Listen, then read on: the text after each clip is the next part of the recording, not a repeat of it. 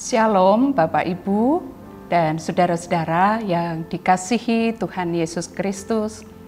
Kita mengucap syukur karena Tuhan baik kepada kita, sehingga pada hari ini kita masih dipertemukan kembali melalui Bina Iman GKI Klasik Solo.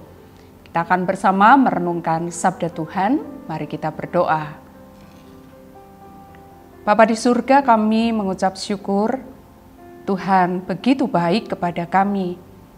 Engkau senantiasa menolong kami di setiap perjalanan yang kami tempuh. Engkau mencukupkan segala yang kami perlukan. Engkau memberikan kepada kami lebih daripada apa yang kami minta kepada Tuhan. Kami mengucap syukur untuk kekuatan di tengah segala kelemahan kami. Kami mengucap syukur untuk setiap penghiburan ketika kami harus melewati masa-masa yang sukar dalam hidup kami. Bapa di surga, kami akan merenungkan sabda Tuhan. Tuhan berkenan untuk menolong kami supaya kami mengerti apa yang Tuhan katakan kepada kami pada saat ini. Roh Kudus menerangi hati dan pikiran kami. Kami berdoa dan bersyukur di dalam nama Tuhan kami, Yesus Kristus. Amin. Firman Tuhan pada hari ini diambil dari 1 Raja-Raja pasalnya 13. Kita akan membaca ayat 11 sampai dengan ayatnya yang ke-25. Seorang nabi tua tinggal di Betel. Anak-anaknya datang menceritakan kepadanya segala perbuatan yang dilakukan abdi Allah pada hari itu di Betel. Perkataan yang disampaikannya kepada raja juga mereka ceritakan kepada ayah mereka. Kemudian ayah mereka bertanya, "Jalan manakah yang ditempuhnya?" Lalu anak-anaknya menunjukkan kepadanya jalan yang diambil abdi Allah yang datang dari Yehuda itu.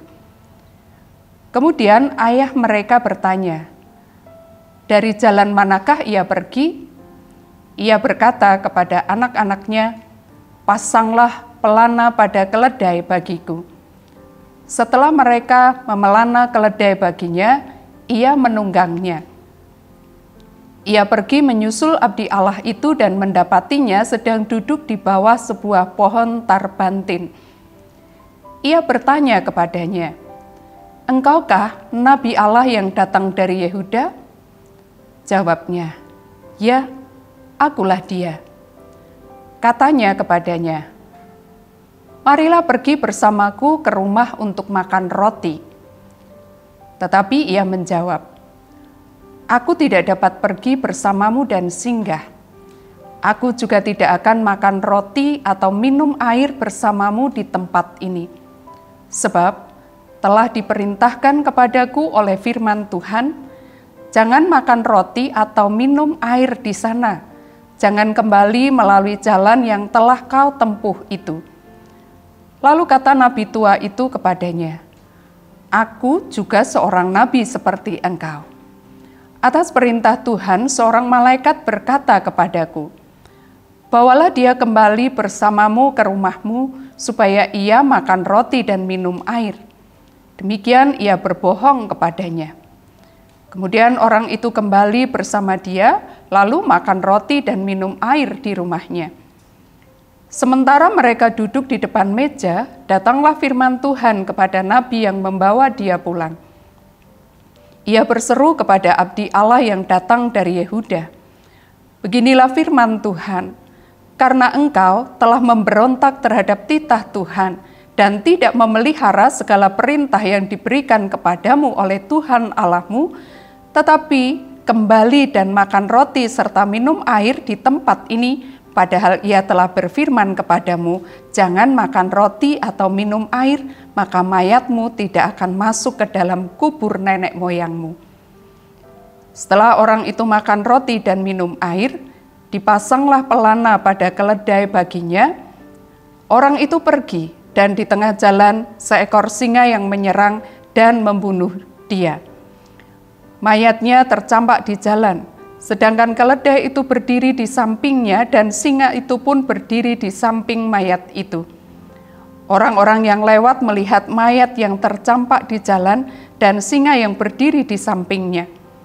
Mereka lalu pergi dan menceritakannya di kota tempat nabi tua itu tinggal. Demikian bacaan firman Tuhan pada hari ini. Bapak, Ibu, dan saudara-saudara yang dikasihi Tuhan, pada saat kita membaca bagian dari firman Tuhan pada hari ini, mungkin di dalam benak kita bertanya-tanya, kenapa sedemikian ekstrimnya yang terjadi pada nabi yang berasal dari Yehuda itu? Bukankah ketika dia kembali, dia adalah juga sebetulnya adalah korban kebohongan dari seorang nabi tua yang dikatakan di dalam ayat kita tadi? Tapi kenapa dia menanggung akibat yang begitu luar biasa? Bapak, Ibu, dan saudara yang dikasihi Tuhan, yang terjadi di dalam kehidupan manusia, ketika sesuatu itu menimpa seseorang, maka biasanya yang dilakukan adalah mencari siapa yang salah, sehingga dia harus menanggung akibat. Ada yang memang juga karena sesuatu terjadi karena perbuatan dia sendiri. Tetapi kalaupun seperti itu, orang juga masih mencari-cari alasan untuk membenarkan diri. Kenapa dia sampai melakukan perbuatan seperti itu? Apalagi jika memang sesuatu yang terjadi itu bukan karena sebuah kesalahan yang dia sengaja melakukannya, tetapi oleh karena menjadi korban dari kejahatan atau kesalahan yang orang lain perbuat. Misalnya ketika terjadi sebuah kecelakaan di jalan raya, maka orang mencari-cari siapa yang bersalah atas kecelakaan itu.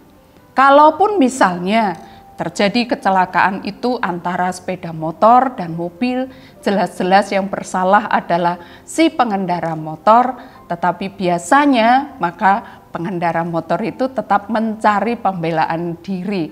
Kenapa dia sampai melakukan itu?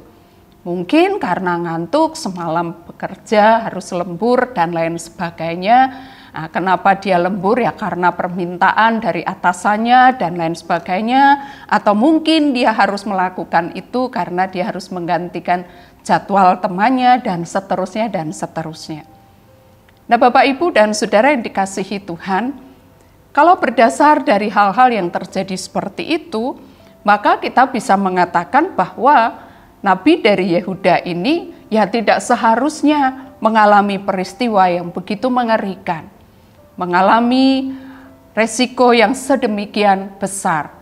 Toh dia kembali, dia lakukan itu bukan karena keinginan dia, tetapi karena dia adalah korban kebohongan dari seorang yang mengatakan, aku juga adalah nabi sama seperti engkau. Nah, Bapak, Ibu, dan saudara yang dikasihi Tuhan, di sini kita mau melihat bahwa di hadapan Tuhan, Tuhan menghendaki supaya kita memiliki ketaatan yang penuh kepada Tuhan.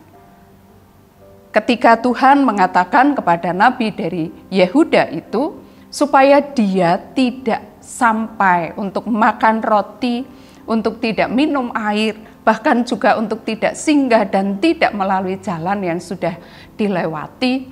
Perintah itu begitu jelas. Bukan karena nabi itu tidak paham apa yang sudah diperintahkan Tuhan kepadanya. Bukan karena dia lupa bahwa Tuhan sudah berbicara kepadanya. Tetapi dia ingat betul karena ketika nabi tua itu mengatakan bahwa dia harus balik, diajak untuk singgah supaya bisa makan roti dan minum air, dia bisa memberikan jawaban dengan begitu jelas. Dia bisa mengingat apa yang sudah Tuhan katakan kepadanya.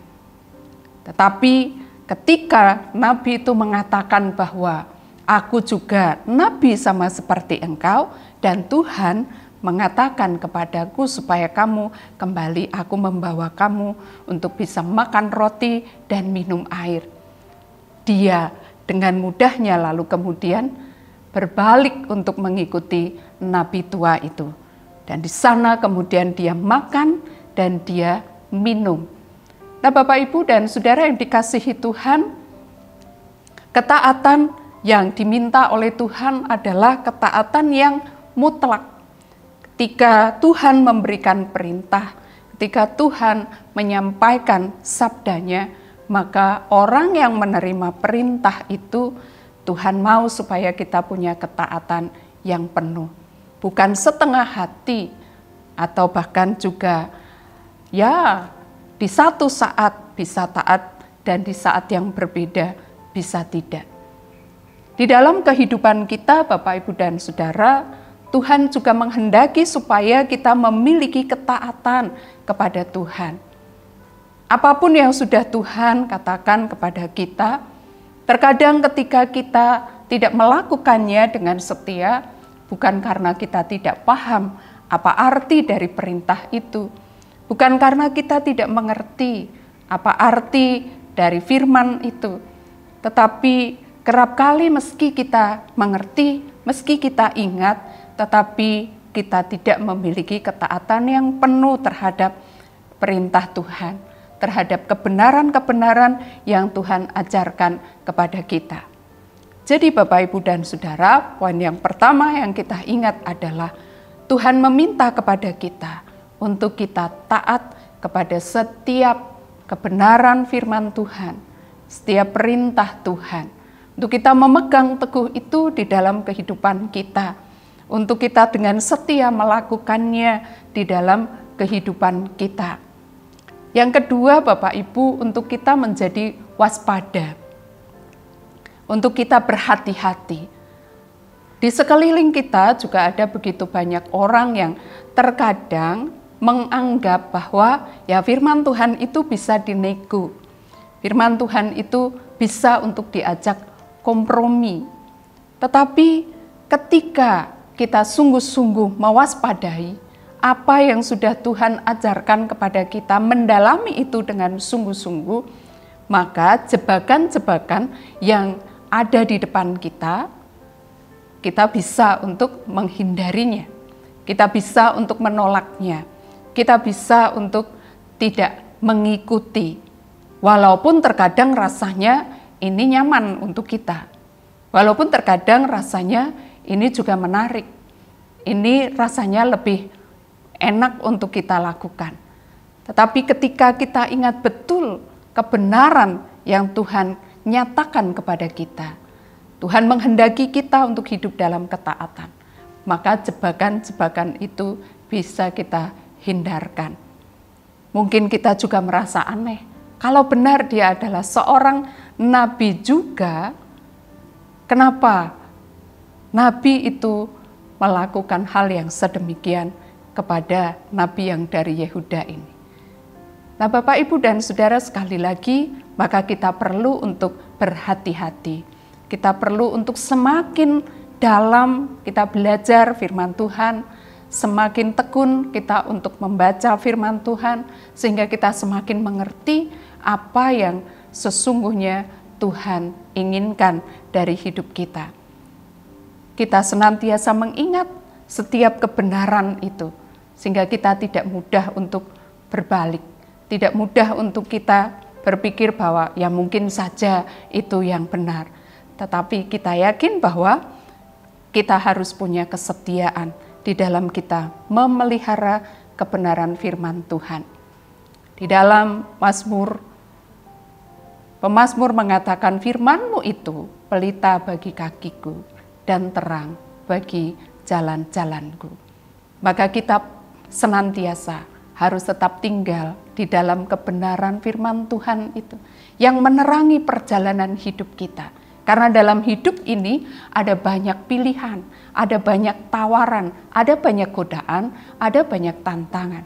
Kita membutuhkan terang, membutuhkan suluh, membutuhkan pelita, supaya keputusan yang kita ambil, tindakan yang kita lakukan tidak menyimpang, tetapi kita berada pada jalan yang Tuhan kehendaki. Kiranya Tuhan akan menolong kita untuk kita tetap memiliki ketaatan untuk melakukan setiap kebenaran firman Tuhan. Menolong kita dan memampukan kita untuk kita senantiasa di dalam kebenaran firman Tuhan. Suluh yang akan terus menerangi perjalanan kaki kita sehingga tidak tersandung dan tidak terjatuh. Tuhan kiranya memberkati kita. Mari kita berdoa. Bapa, kami mengucap syukur untuk sabda-Mu. Kami berterima kasih karena Tuhan mengingatkan kami. Biarlah kami terus senantiasa mau untuk belajar kebenaran firman Tuhan. Kami melekat di dalam setiap perkataan-perkataan Tuhan. Kami terus berpegang kepada firman-Mu yang menjadi suluh dalam sepanjang perjalanan hidup kami, sehingga kami tidak tersesat, kami tidak terjatuh. Bapa di surga, kami berdoa untuk GKI Klasis Solo. Tuhan memberkati setiap hamba Tuhan yang melayani. Tuhan memberkati untuk seluruh majelis jemaat yang ada. Tuhan juga memberkati untuk seluruh aktivis, bahkan seluruh jemaat Tuhan, supaya keberadaan kami boleh menjadi berkat bagi setiap orang yang kami jumpai. Kasih Kristus boleh dinyatakan melalui kehadiran kami di antara mereka. Bapa di surga, Engkau juga memberkati untuk bangsa dan negara kami. Tuhan pimpin para pemimpin kami. Kau memberi kepada mereka hati yang bertanggung jawab dengan kesempatan yang Tuhan berikan kepada mereka untuk memimpin negeri ini.